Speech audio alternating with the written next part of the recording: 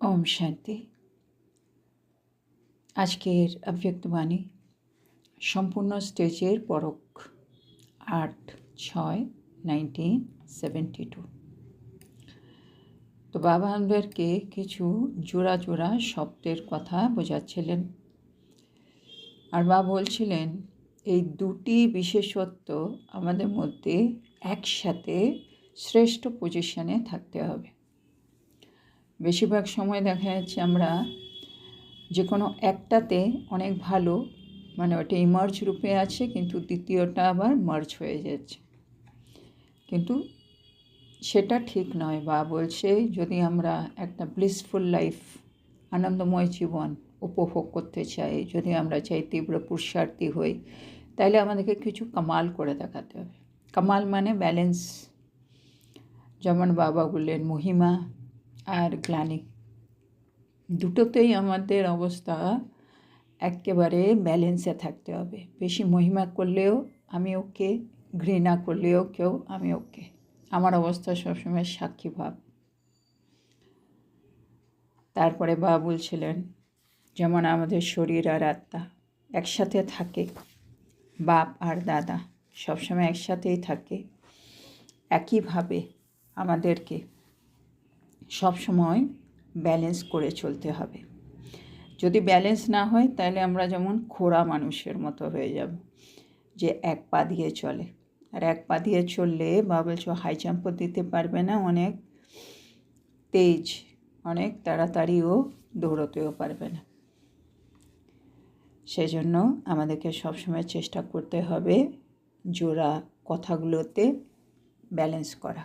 যেমন বাবা বলেছেন ন্যাড়া আর পেয়ারা হও, পৃথকও থাকবো কিন্তু আবার আমি প্রিয় থাকবো। তারপরে বাবা বলেছিলেন স্নেহী আর শক্তিস্বরূপ হও, আমি স্নেহী আর শক্তিস্বরূপ অ্যাট এ টাইম দুটোই থাকতে হবে। তারপরে বাবা আরেকটা বলেছিলেন ধর্ম আর কর্ম, মানে কর্ম করার সময় আমার ধারণাও যেন শ্রেষ্ঠ ইমার্জ রূপে থাকে। তারপরে বাবা এক্সাম্পল দিচ্ছিলেন দাড়িপাল্লা, না দাড়িপাল্লা যখন দুটোই সমান থাকে তখনই তার মূল্য। একদিকটা উঁচু হয়ে থাকলে, একদিকটা নিচু হয়ে থাকলে সেই দাড়িপাল্লার কোনো মূল্য হয় না। তো আমাদের বুদ্ধি হচ্ছে দাড়িপাল্লা। তো বুদ্ধিতে আমার সব কিছু ব্যালেন্স রূপে থাকতে হবে, মানে ইমার্জ রূপে থাকতে হবে। একসময় শক্তি ইমার্জ আছে, স্নেহটা মার্জ হয়ে যাচ্ছে, গুপ্ত হয়ে যাচ্ছে, তাহলে ওরকম দাড়িপাল্লা বা বলছে তার কোনো মূল্য নেই। তারপরে বাবা আগে আরও বোঝাচ্ছেন আজকে। তো বাবা বলছিলেন যাদের ধর্ম আর কর্ম দুটোই শ্রেষ্ঠ থাকবে তাদেরকে বলা হবে ধর্মাত্মা, মহানাত্মা কিংবা কর্মযোগী। তারপরে বাবা বলছেন এবার চেক করে দেখো এসে হি ধর্মাত্মা বনে হো, এরকম ধর্মাত্মা হতে পেরেছ? এসে কর্মযোগী বনে হো, এরকম কর্মযোগী তোমরা হতে পেরেছ? এসে ব্লিসফুল বনে হো, এরকম ব্লিসফুল আমরা হতে পেরেছি? एकांतवासी भी और साथ साथ रमणीकता भी इतनी ही हो। এবার আজকে বাবা আর দুটো জোড়া শব্দ আনছেন, সেটা হচ্ছে একান্তবাসী আর সাথে সাথে রমণিকতা। এই দুটোই আমার মধ্যে যেন আমার ব্যালেন্স থাকে। कहाँ एकांतवासी और कहाँ रमणीकता, शब्दों में तो बहुत अंतर है, लेकिन संपूर्णता में दोनों की समानता रहे। বাবা বলছে কোথায় একান্তবাসী? একান্তবাসী মানে আমি একের মানে ভালোবাসায় ডুবে আছি, আর রমণিকতা মানে আমি সবার সাথে বেশ হাসি মুখে এনজয় করছি, রমণিক। দুটোই পুরো অপোজিট, শব্দের মধ্যে অনেক পার্থক্য, কিন্তু আমি যদি সম্পূর্ণ আত্মা হতে চাই তাহলে দুটোর মধ্যেই আমার সমতা থাকতে হবে। जितना ही एकांतवासी उतना फिर साथ साथ রমণিকতা বিহ, যত যত আমি একান্তবাসী হতে পারবো ততখানি তার পাশাপাশি আমি কিন্তু রমণিকতাও থাকবো। একান্ত মে রমণিকতা গায়েব नहीं होनी चाहिए। আমি যখন একান্ত মানে একের অন্তে যখন আমি হারিয়ে যাচ্ছি, মানে বাবার মধ্যে ডুবে আছি, তখনও যেন আমার মধ্যে রমণীকতা হারিয়ে না যায়। दोनों समान और साथ साथ रहे। হ্যাঁ, বাবা বলছে এটাই হচ্ছে কামাল আমাদের করতে হবে, আর এটাই হবে আমাদের সম্পূর্ণতার লক্ষণ, কি দুটোই জিনিস আমার মধ্যে সমান রূপে থাকবে আর সাথে সাথে থাকবে। आप जब रमणीकता में आते हो तो कहते हो अंतर्मुखता से नीचे आ गए, और अंतर्मुखता में आते हो तो कहते हो आज रमणीकता कैसे हो सकती है। বাবা বলছেন, বাবা দেখেন আমরা যখন রমণীকতাতে আছি, হ্যাঁ, সবার সাথে একটু হাসি এনজয় করছি রমণীকতাতে, তখন সবাই বলে এই অন্তর্মুক্তা থেকে অনেক নেমে গেছো, হ্যাঁ, মানে আমরা একটু বাইরে মুক্তা হয়ে গেছি, কারণ আমরা রমণীক। আবার যখন আমরা অন্তর্মুখী হয়ে গেছি, হ্যাঁ না, বাবার মধ্যে ডুবে আছি, তখন বলছি আজকে রমণীকতা কীভাবে হবে, আবার মানে বাহ্য মুক্তায় আসতে আবার একটু কেমন লাগে। লেকিন দোনো সাথ সাথ, মানে বাবা বলছে ড্রামাতে যখন যেরকম সিন তখন সেরকম আমাদের হতেই হবে, কিন্তু একটা ইমার্জ হলে আরেকটা যেন মার্জ না হয়ে যায়, দুটোই যেন পাশাপাশি থাকে। अभी अभी एकांतवासी अभी अभी रमणीक, এরকম হতে হবে। এই মুহূর্তে একান্তবাসী, আবার পরের মুহূর্তে আমি রমণীক। जितना गंभीरता उतना ही मिलनसार भी हो। এবার আরেকটা গম্ভীরতা, যত আমি গম্ভীর আবার অতটাই আমি মিলনসার, মানে বন্ধুত্বপূর্ণ, সবার সাথে কথা বলি। ऐसे भी नहीं सिर्फ गंभीर मूर्त हो, এমনও যেন না হয় কি আমি শুধু গম্ভীর মূরত হয়ে বসে থাকি, আমার মধ্যে কোনো মিলনসারের ব্যাপারই নেই, এরকমও না হওয়া উচিত। जितना गंभीरता उतना ही मिलनसार भी हो, যতটা গম্ভীর অতটাই আমাদের মিলনসারও হতে হবে। ऐसे भी नहीं सिर्फ गंभीर मूर्त हो, मिलनसार अर्थात, এবার মিলনসার বলতে বা কি বোঝাচ্ছেন, सर्व के संस्कार और स्वभाव से मिलने वाला। মিলনসার আত্মা মানে যে আত্মা সকলের সংস্কার সকলের স্বভাবের সাথে মিলন ঘটাবে, সে হচ্ছে মিলনসার আত্মা। তাহলে একদিকে গম্ভীর, আরেকদিকে আবার যে কোনো আত্মা যেরকম সংস্কার নিয়ে আসবে তার সাথে সে মিলেমিশে সে ড্রামাতে যা পার্ট আছে সেটাও প্লে করতে পারে, দুটোই। তো গম্ভীর মুহূর্ত আর মিলনসার দুটো ব্যালেন্স। गंभीरता का अर्थ ये नहीं कि मिलने से दूर रहे। বাবা গম্ভীরতা বলতে বলছেন এরকম নয় কি আমি কারোর সাথে দেখা করব না, আমি খুব গম্ভীর এরকম নয়। कोई भी बात अति में अच्छी नहीं लगती। বাবা বলছেন, বাবা এই যে জোড়া শব্দ, বাবা বলছে কোনো বিষয়ে অতিশয় কিন্তু ভালো নয়, হ্যাঁ না, এত গম্ভীর ওর সাথে কথাই বলা যায় না, কিছু ডিসকাসই করা যায় না, এরকম যেন না হয়। আবার এত মিলনসার, ওর মানে মুখে কিছু আটকায় না, সব বলে ফেলছে, মানে একটু এক্সট্রা হয়ে যাচ্ছে, এরকমও নয়, ব্যালেন্স। कोई बात अति में जाती है तो उसको तूफान कहा जाता है, মানে কোনো জিনিস অতি ভালো নয়, অতিতে কোনো বিষয় যাচ্ছে মানে तूफान। एक गुण तूफान मिसल हो और दूसरा मर्ज हो तो अच्छा लगेगा। মানে বাবা বলছে একটা গুণ আমার মধ্যে খুব মানে অতীতে চলে যাচ্ছে, তার মানে ওটা তুফানের মতো দেখা যায়, আর আরেকটা গুণ গুপ্ত হয়ে রয়েছে, মার্জ হয়ে রয়েছে, তাহলে ভাল লাগবে? মানে খুব গম্ভীর ওদিকে মিলনসারই নয়, বা খুব মিলনসার গুণটা তুফানের মতো আর একটুও গম্ভীরই হয় না, তাহলে বাবা বলছে কি ভালো লাগবে নাকি? এগুলো ভালো লাগে না দেখতে। তো ऐसे अपने में पावरफुल धारणा करनी है। তো এই ধারণাটা বাবা বলছে আমাদেরকে নিজের মধ্যে পাওয়ারফুল করতে হবে। জোড়া জোড়া শব্দ যে বাবা বলছে এই দুটোই গুণ আমার মধ্যে অ্যাট এ টাইম ইমার্জ রূপে থাকতে হবে। जैसे चाहो वहाँ अपने को टिका सको, আর এতটাই নিজের মধ্যে এই ধারণাগুলো পাকা করতে হবে কি আমি যখন চাইছি যেভাবে চাইছি সেখানে আমি কিন্তু নিজেকে যেন স্থির করতে পারি। ऐसे नहीं कि बुद्धि रूपी पाव टिक ना सके।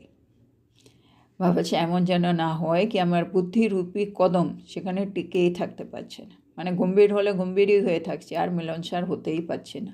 আমার বুদ্ধি মিলনসার গুণের দিকে আসতেই পারছে না, বা অনেক মিলনসার, আমি এবার আর গম্ভীরই হতে পারছি না। তো বুদ্ধিরূপী আমাদের যে কদম সেটা যেন এক জায়গায় টিকে যায়, এরকম হতে হবে। ব্যালেন্স ঠিক না होने के कारण না টিক নেই सकता। আমরা যদি এখন থেকে ব্যালেন্স রাখার প্র্যাকটিস করি তাহলে আমরা অবশ্যই টিকতে পারবো যখন যেরকম দরকার। আর যদি এখন থেকে ব্যালেন্সের প্র্যাকটিস না থাকে তাহলে বুদ্ধি একটাতে ঢুকে গেলে আরেকটাতে আসতে পারবে না, টিকতে পারবে না। এলে कब कहाँ और कब कहाँ गिर जाते हैं या हिलते डुलते रहते। তখন কী হবে ব্যালেন্স না থাকলে? যখন তখন যেখানে সেখানে সে তার পতন হচ্ছে বা সে দোলাচল দুলছে, মানে পরিস্থিতি আসছে আর দোলায় দুলছে, এরকম অবস্থা। ये बुद्धि की हलचल होने के कारण समानता नहीं है अर्थात संपन्न नहीं है। তো বাবা বলছে এটা কেন হচ্ছে? কেন বুদ্ধির অবস্থা এখনও সমতায় আসেনি, মানে বুদ্ধি এখনও সম্পন্নতা প্রাপ্ত করেনি, সেজন্য একটা থেকে আরেকটাতে যেতে পারছে না। এবার বাবা एग्जाम्पल দিয়ে বোঝাচ্ছেন, कोई भी चीज़ अगर फुल हो तो उसके बीच में कब हलचल नहीं हो सकती।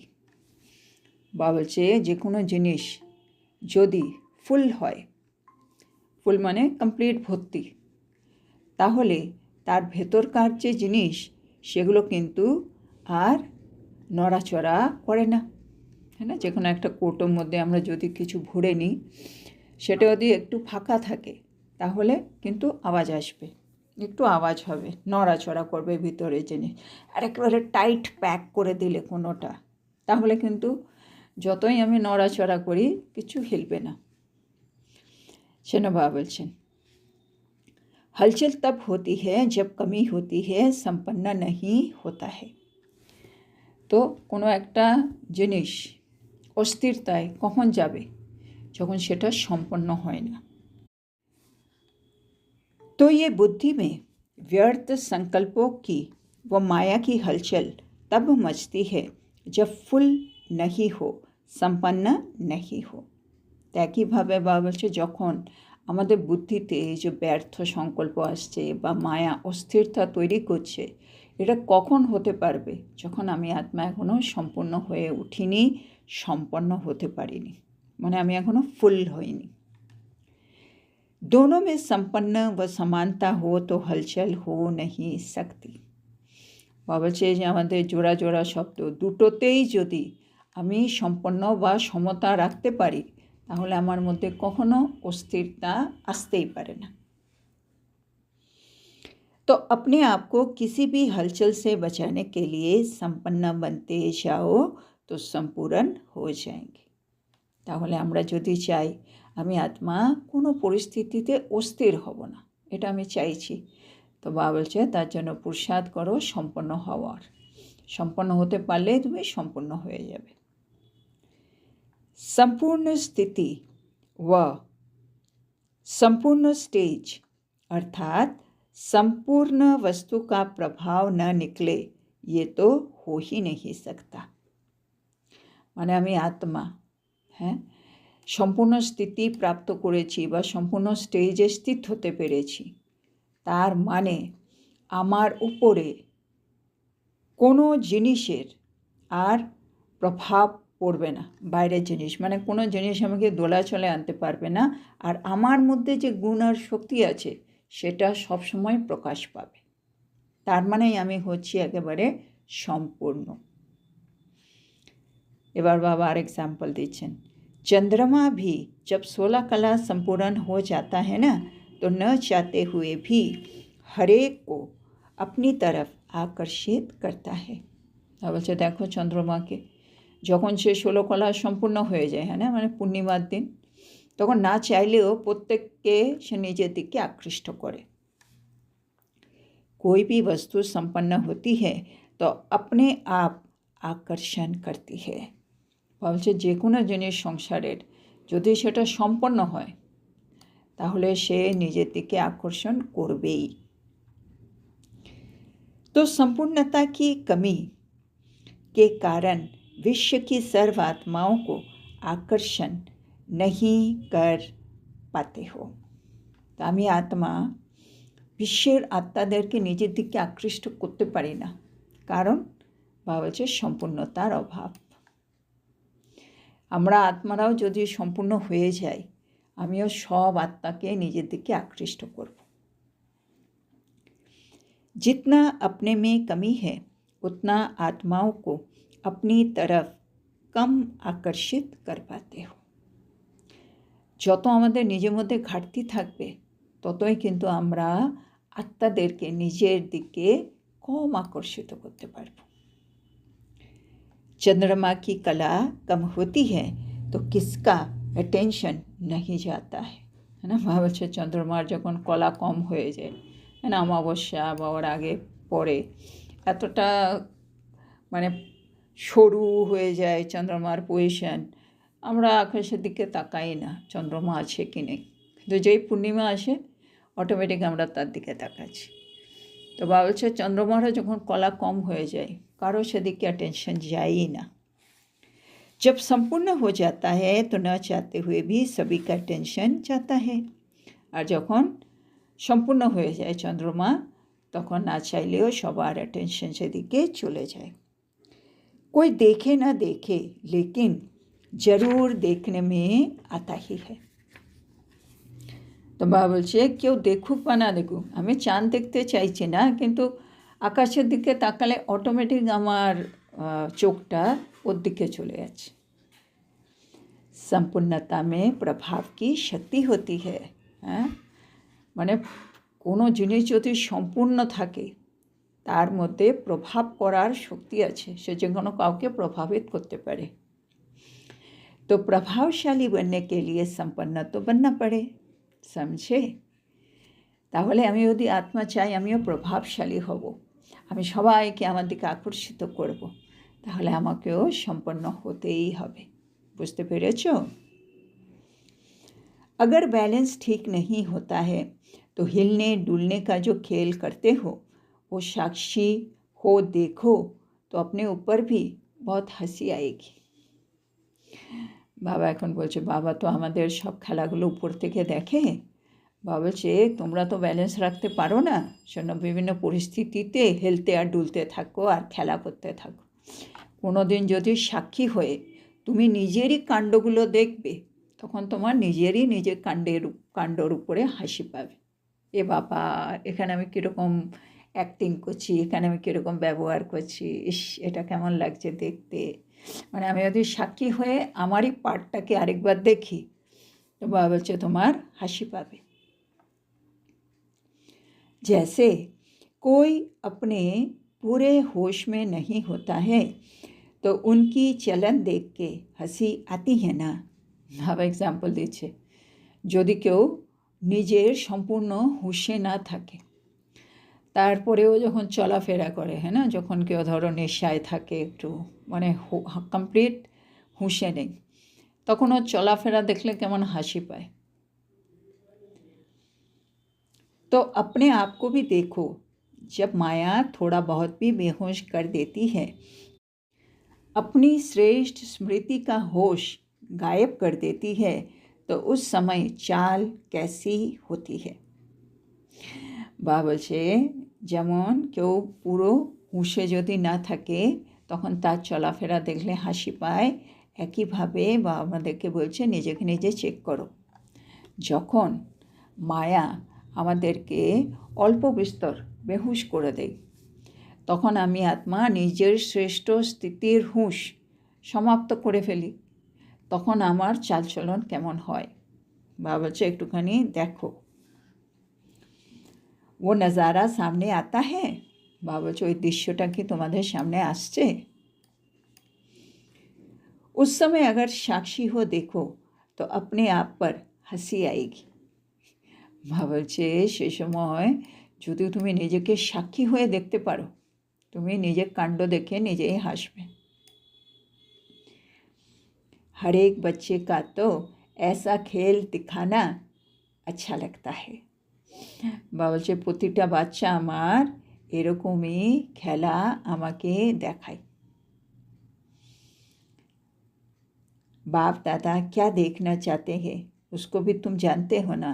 মানে এগুলো আমরা বাবাকে দেখাই, মাঝে মাঝে বেহুশ হয়ে যায়, আমাদের চাল চলন, আমরা দোলাচলে দুলছি, তো এগুলো বাবা দেখছেন আমাদের মধ্যে।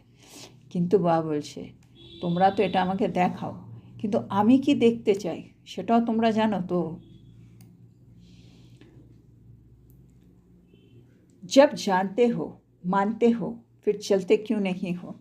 মানে বাবা কি দেখতে চায়। হ্যাঁ, বাবা বললেন বাবা আমাদের কামাল দেখতে চায়, হ্যাঁ না। বাবা আমাদের মধ্যে এই দুটি বিশেষত্বই সম্পূর্ণ ইমার্জ রূপে আমি আত্মা কামাল করে দেখাচ্ছি, এরকম বাবা আমার স্থিতি দেখতে চাই। বা বাবা আমার দোলাচলে থাকি, বেহুশ থাকি, এগুলো দেখতে চায় না। তো বাবা বলছে যখন তোমরা জানো আবার তোমরা মানো কি হ্যাঁ, তাহলে সেই পথে চলছো না কেন। 3 कोना ठीक हो बाकी एक ठीक ना हो तो क्या होगा। বাবা আবার এক্সাম্পল দিচ্ছে, কোনো একটা জিনিসের 4টে কোণা আছে, 3টি কোণ একেবারে ঠিকঠাক আর একটি কোণে কিছু ঠিক নেই, বলছো তখন কীরকম লাগে। चारों ही बातें जानते हुए भी मानते हुए भी वर्णन करते भी लेकिन कुछ चलते हो कुछ नहीं चलते हो तो कमी हो गई ना। বাবা বলছে 4টি বিষয়ই তোমরা কিন্তু জানো, তোমরা সেটা মানো, তোমরা সেটা বর্ণনা করো, কিন্তু কিছুজন চলে আর কিছুজন চলে না, তাহলে ঘাটতিটা তো থেকেই গেল, তাই না। अभी इस कमी को भरने का प्रयत्न करो। তাহলে এখন কি করো, এই যে ঘাটতি আছে সেটাকে ভরার চেষ্টা করো। जैसे दो दो बातें सुनाई है ना, তো কি ঘাটতি আমাদের এখানে এই মুরলিতে। বাবা বলছে এই যে তোমাদেরকে বললাম দুটি দুটি কথা শোনালাম, ওইগুলো এখন দেখতে হবে আমাদের। বাবা এখন আর দুটো শব্দ দিচ্ছেন, तो ऐसे ही नॉलेजफुल और पावरफुल इन दोनों का बैलेंस ठीक रखो तो संपूर्णता के समीप आ जाएंगे। तो बाबा বলছে আর দুটি শব্দ নলেজফুল আর পাওয়ারফুল, এই দুটি শব্দ ব্যালেন্স রাখো, তাহলে তোমরা সম্পূর্ণতার কাছাকাছি চলে আসবে। नॉलेजफुल बहुत बनते हो पावरफुल कम बनते हो तो बैलेंस ठीक नहीं रहता है। তো বাবা দেখেন আমরা সকলেই খুব নলেজফুল হয়েছি, কিন্তু পাওয়ারফুল এখনও কম আছি, তাই বাবা বলছে ব্যালেন্সটা ঠিক থাকে না। शक्तियों को और शक्ति को बैलेंस्ड दिखाते हैं, आशीर्वाद देता हुआ दिखाते हैं। হ্যাঁ, বাবা বলছে যখনই আমরা শক্তি দেবী মূর্তি দেখব তাদের শক্তিগুলোর মধ্যে ব্যালেন্স দেখানো হয়, তাদেরকে সবসময় তারা আশীর্বাদ দিচ্ছে এই রূপে দেখানো হয়। আশীর্বাদ কে দিতে পারবে, যে অলরেডি ব্যালেন্সড আত্মা, যার মধ্যে সব কিছু ইমার্জ রূপে আছে। तो स्वयं अपने में बैलेंस ठीक न होंगे, अपने ऊपर ही बैलेंस नहीं कर सकेंगे तो अनेकों के लिए मास्टर ब्लिसफुल कैसे बन सकते हो। तो বাবা বলছেন যদি আমি নিজের উপরে ব্যালেন্সটা না রাখতে পারি তাহলে আমি অন্য আত্মার জন্য মাস্টার ব্লিসফুল কী করে হতে পারব। অন্য ব্লিসফুল মানে আনন্দদায়ক, হ্যাঁ, সবাইকে খুশি দেব, সুখ দেব, ব্লিসফুল আত্মা। তো আমি কাউকে কিছু দেব, তার জন্য তো আমি আত্মা নিজের মধ্যে সব কিছুর ব্যালেন্স রাখতে হবে। তো সেটা যদি ব্যালেন্স না থাকে আমি মাস্টার ব্লিসফুল হতে পারবো না। अभी तो इस चीज़ के सभी भिखारी है। বাবা বলছে এখন তো এই সংসারে সবাই কিন্তু এই জিনিসের ভিখারি, হ্যাঁ না। কারো মধ্যে কেউ এখন ব্লিসফুল নেই, মানে কেউ খুশি নেই। ब्लिस के बरदानी व महादानी शिव और शक्तियों के सिवाय कोई नहीं है। বাবা বলছে কেউ ব্লিস দেবে মানে আনন্দ দেবে সেরকম বরদানি বা মহাদানি একমাত্র শিব আছে আর শক্তি আছে, মানে আমরা শক্তি, আত্মা শক্তি যারা বাবার সাথে আছে। এছাড়া এই সংসারে আর কেউ নেই যে কাউকে ব্লিস দেবে। तो जिस चीज़ के वरदानी या महादानी हो वो पहले स्वयं में संपन्न होंगे तभी तो दूसरों को दे सकेंगे ना। তাহলে বাবা বলছে যে বিষয়ে বরদানি আর মহাদানি, মানে আমরা বাবা বললেন না ব্লিসের বরদানি মহাদানি, তো বাবা বলছে তাকে তো প্রথমে নিজে সম্পন্ন থাকতে হবে, তবেই তো অন্যকে সে দিতে পারবে। মানে আমি ব্লিসফুল আত্মা, ব্লিসে ভর্তি, তাহলে তো আমি অন্য আত্মাকে ব্লিস দিতে পারবো, আনন্দ দিতে পারবো। তো সেটা বাবা বলছে। तो ऐसे मास्टर नॉलेजफुल, ब्लिसफुल और इतना ही फिर केयरफुल श्रेष्ठ आत्माओं को नमस्कार। तो बाबा বলছে আমাদের এখন কী হতে হবে? মাস্টার নলেজফুল, মাস্টার ব্লিসফুল, আর সাথে সাথে একটু মাস্টার কেয়ারফুল, একটু কেয়ারফুল থাকতে হবে, মানে ব্যালেন্স করে চলতে হবে। তো এরকম আত্মাদেরকে বাবা নমস্কার জানাচ্ছেন। তো আজকে এই মুরলিটা এখানে কমপ্লিট হলো। তো আজকে বাবা সেই জোড়া জোড়া শব্দের ব্যালেন্সের ব্যাপারে বোঝাচ্ছিলেন। তো আজকে বাবা আর কিছু শব্দ বললেন। একটা হলো একান্তবাসী আর রমণিকতা।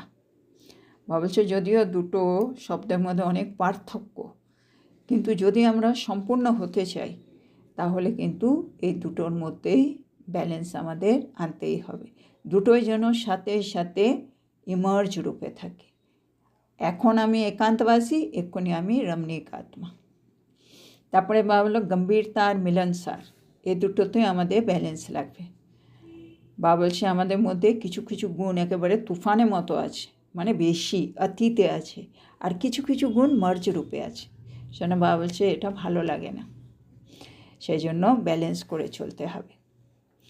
তারপরে বাবা এক্সাম্পল দিলেন যে কোনো জিনিস যখন নড়াচড়া করে তার মানে সেটা ফুল নয়, হ্যাঁ না? যে কোনো একটা জিনিস যদি ফুল থাকে মানে ভর্তি থাকে টাইট প্যাক, সেটা কিন্তু আর নড়াচড়া করে না। তাহলে আমি আত্মাও যদি সর্বগুণ সর্বশক্তি দিয়ে ভরপুর থাকে একেবারে, তাহলে যে কোনো সময় আমার ওই গুণগুলো শক্তিগুলো কিন্তু মার্জ রূপে থাকবে না, ইমার্জ থাকবে। তাহলে এখন যখন আমি দোলা চলে যাচ্ছি, নড়াচড়া হচ্ছে, মানে যখন দরকার তখন আমি ইমার্জ করতে পারছি না, তার মানে সেটার এখন ঘাটতি আছে। তারপরে বাবা বলছে দেখো চন্দ্রমা, হ্যাঁ, যখন সে 16 কলা সম্পূর্ণ হয় তখনই সবাইকে কিন্তু আকর্ষিত করতে পারে। তাহলে আমরাও যদি নিজের সর্বগুণ সর্বশক্তি দিয়ে সম্পূর্ণতা, মানে আত্মা যদি সম্পূর্ণ হয়ে যায়, ভরপুর হয়ে যায়, তাহলেই আমি বিশ্বের আত্মাকে নিজের দিকে আকর্ষিত করতে পারব। বাবা বলছে চন্দ্রমার যখন কলা কম হয়ে যায় কারো কিন্তু তার দিকে অ্যাটেনশন যায় না। তাহলে সম্পূর্ণতার মধ্যেই প্রভাবের শক্তি আছে। তার মানে আমি যদি চাই সবার উপরে আমার প্রভাব পড়ুক, তাহলে আমাকে সম্পূর্ণ হতেই হবে, মানে কোনো রকম ঘাটতি থাকলে সেটা করা যাবে না। তারপরে বাবা বলছে যদি আমাদের মধ্যে ব্যালেন্স না থাকে তখন আমাদের কীরকম অবস্থা। বাবা বলছে যেমন কেউ যদি পুরোপুরি হুঁশে না থাকে তখন ওর চলন দেখো কীরকম হেলে ডুলে হাঁটছে। তা আমাদেরও তাই, মায়া মাঝে মাঝে আমাদেরকে একটু বেহুশ করে দেয়। তখন আমি আত্মা শ্রেষ্ঠ স্মৃতির হোশ সেটা আমার গায়েব হয়ে যায়। তখন আমার চাল কীরকম। বাবা বলছে সাক্ষী হয়ে নিজের চালকে দেখো, তোমার নিজেরই হাসি পাবে। তারপরে বাবা বলছে তোমরা তো জানো আমি কি চাই। যখন তোমরা জানো, তোমরা মানো, তাহলে ওরকম তোমরা চলছো না কেন, হ্যাঁ না? 3 কোণ যদি কিছু ঠিক থাকে, একটা কোণ ঠিক না থাকে, সেটা দেখতে ভালো লাগে?